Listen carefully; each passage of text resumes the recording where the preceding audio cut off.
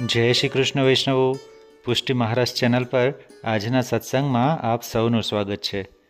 શ્રી ગુસાઈજીએ પુષ્ટિ માર્ગમાં રાગ, ભોગ અને શૃંગારની શરૂઆત કરી અને તેઓને પુષ્ટિ માર્ગે સેવા પ્રકાર વધારવાની આજ્ઞા થઈ.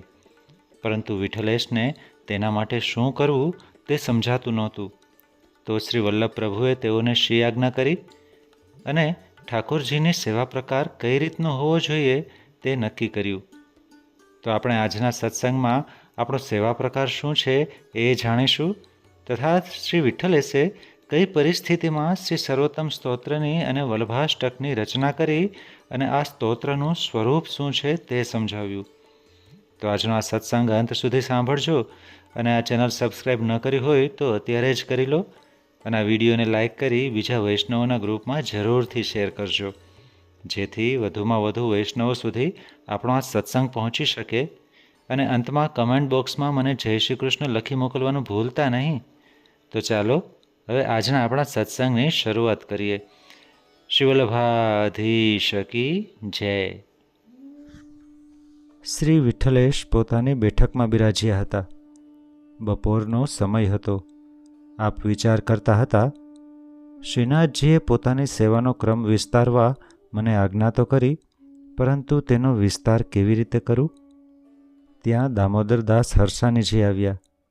તેમણે દંડવત પ્રણામ કરી વિનંતી કરી, પ્રભુ, આજ આપ આટલા વિચારમગ્ન કેમ છો?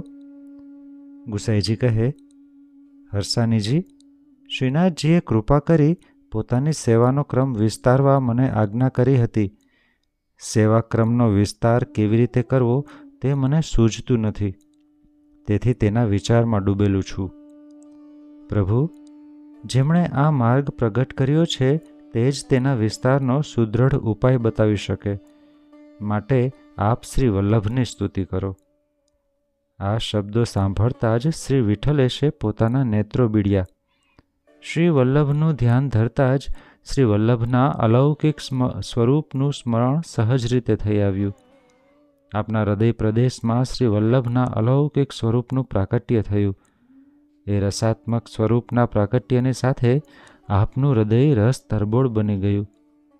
આપનું મુખ કમલ પ્રફુલ્લિત થયું. રોમે રોમમાં અલૌકિક આનંદ વ્યાપી ગયો.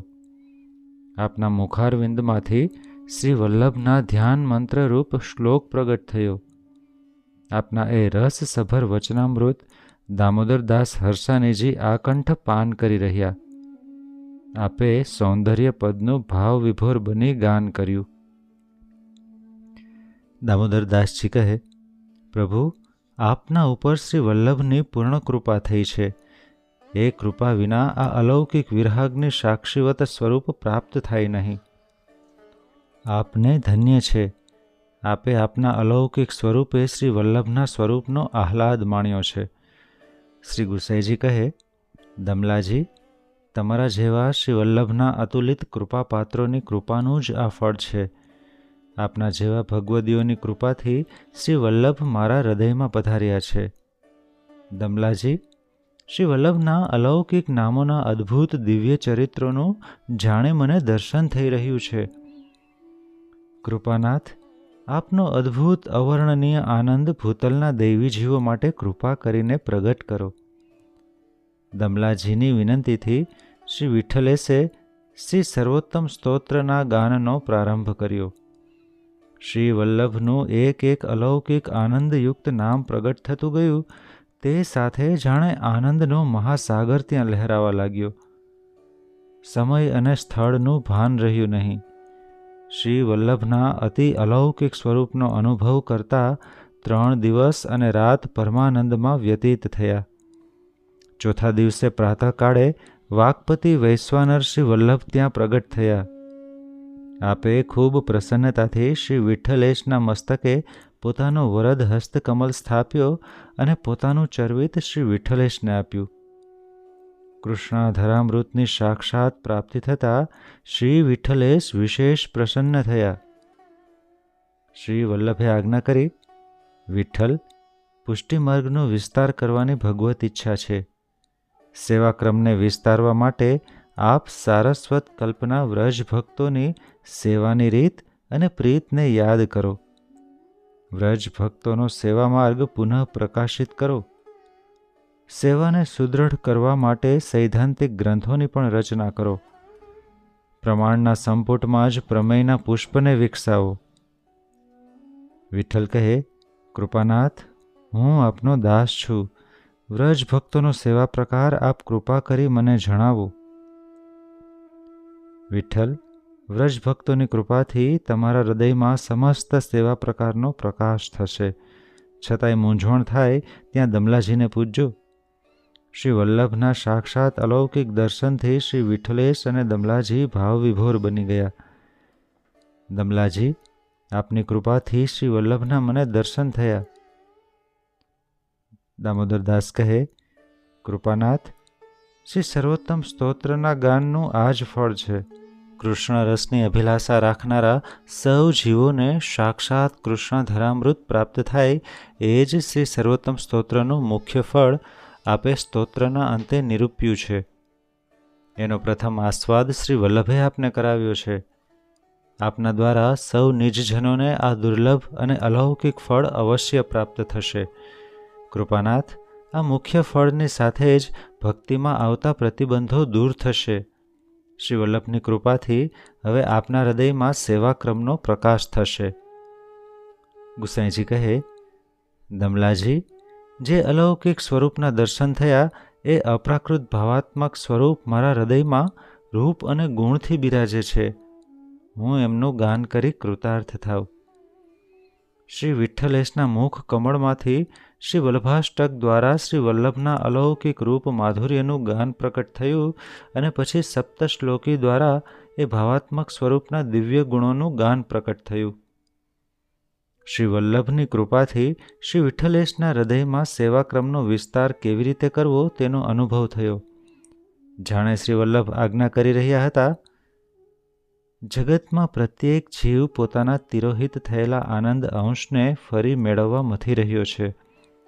અલૌકિક આનંદને પામવા જીવ અશક્ત છે. તેથી દુનિયાના વિષયાનંદને અલૌકિક આનંદ રૂપી મૃગજળ સમજી તેની પાછળ દોડે છે.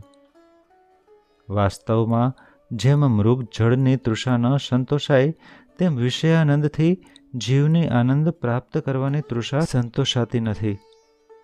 પ્રભુના સંબંધને ભૂલી ગયેલા જીવનો ફરી ભગવત સંબંધ કેળવવા શ્રી ઠાકોરજીએ કૃપા કરી બ્રહ્મ સંબંધ મંત્ર આપ્યો અને તે દ્વારા પુષ્ટિજીવે પ્રભુના ચરણારવિંદમાં પોતાનું સર્વ સમર્પણ કર્યું છે. આ જીવ દુન્વયી રાગ, ભોગ અને શૃંગાર પાછળ દોડી રહ્યો છે. તેને ભગવત માર્ગે વાળવા રાગ, ભોગ અને શૃંગારને પ્રભુની સેવામાં પૂર્ણ રૂપે યોજી તે સેવાક્રમનો વિસ્તાર કરો.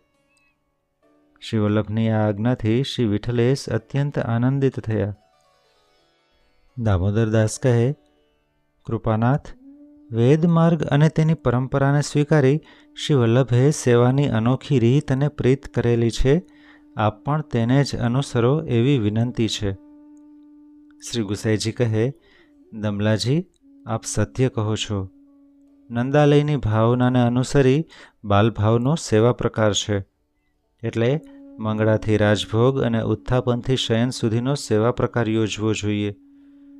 નંદાલયમાં પ્રભુ જાગે ત્યારે યશોદા મૈયા તેમને કલેવું આપતા. પછી તેમને સ્નાન કરાવી શૃંગાર કરતા. પછી પ્રભુ ગાયોની ખીરકમાં પધારી ત્યાં ઘૈયા આરોગતા. ગોપીજનો વિવિધ સામગ્રીઓ લઈ આવતા તે આરોગતા. શીતકાલમાં ઘેર ભોજન કરી ગાયો ચરાવવા પધારતા. ઉષ્ણકાલમાં વનમાં બપોરે છાક આરોગતા. ત્યાં જ શ્રી ગિરિરાજજીની કંદરામાં વિશ્રામ કરી સાંજે પુલિંદિનીઓ દ્વારા લવાયેલા ફલ ફૂલ આરોગતા. સાંજે વનમાંથી ગાયો ચરાવી નંદાલયમાં પધારતા ત્યારે માતા તેમના ઓવારણા લઈ ગોરજ પહોંચી શૃંગાર વડા કરી શયન ભોગ ધરતા. પછી પ્રભુને પોઢાડતા. પ્રભુને ભૂખ લાગે તો આરોગવા બંટો ધરતા. ઉત્સવોના દિવસોમાં ઋતુ અનુસાર ઉત્સવ મનાવતા. આ જ પ્રકાર આપણે સેવામાં યોજવો જોઈએ. શ્રી વિઠ્ઠલેશે મંગળાથી શયન સુધીનો નંદાલયની સેવાનો પ્રકાર પ્રગટ કર્યો. વિવિધ શૃંગાર, વસ્ત્ર, આભૂષણ અને તે ધરાવવાની રીત પ્રકટ કરી. દૂધઘર, અનસખડી અને સખડીની વિવિધ સામગ્રીઓ સેવામાં યોજી. કીર્તન માટે શ્રી મહાપ્રભુજીના સેવક 4 ભક્ત કવિઓ અને પોતાના સેવક 4 ભક્ત કવિઓને શ્રીનાથજીના કીર્તનની સેવા સોંપી.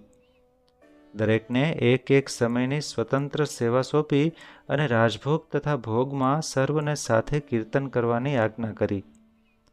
આમ રાગ, ભોગ અને શૃંગાર ત્રણેયનો સેવામાં વિનિયોગ કરાવી સેવાના ક્રમને શ્રી વિઠ્ઠલેશે સુયોજિત કર્યો.